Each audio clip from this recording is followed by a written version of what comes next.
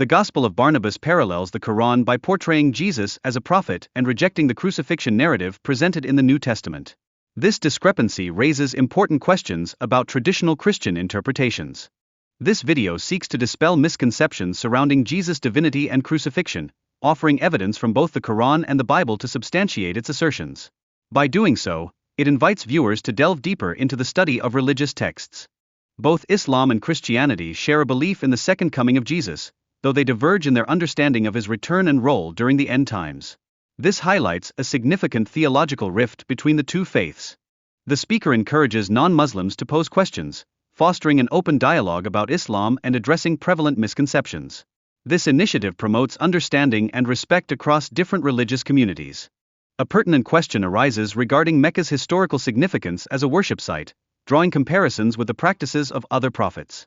This inquiry underscores the deep historical roots embedded within Islamic tradition. The speaker references both the Bible and the Quran to delineate the significance of Mecca in worship history.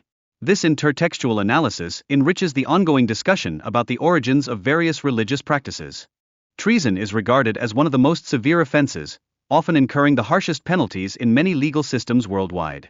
This reality emphasizes the lengths to which nations go to safeguard their vital information.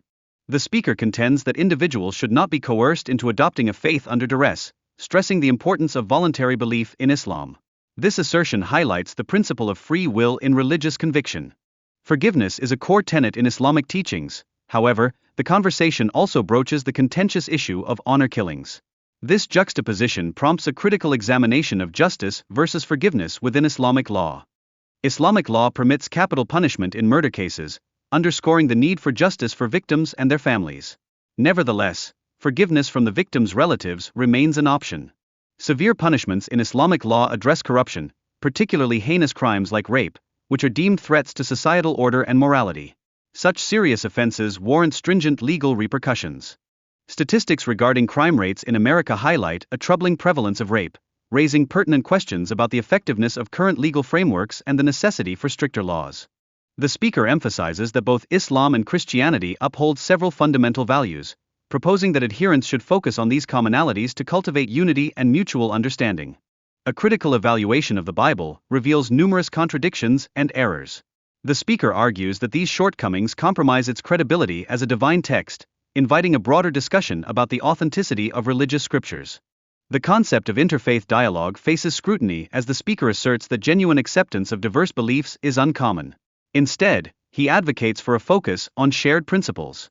The speaker critiques specific biblical narratives, particularly those involving prophets such as Lot, arguing they are inconsistent with the notion of divine teachings.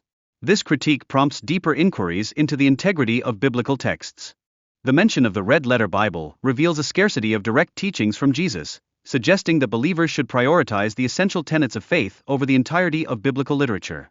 The role of Jesus, known as Isa in Islam, is examined, emphasizing his importance as a prophet rather than the Son of God. This distinction illustrates a fundamental divergence between Islamic and Christian beliefs.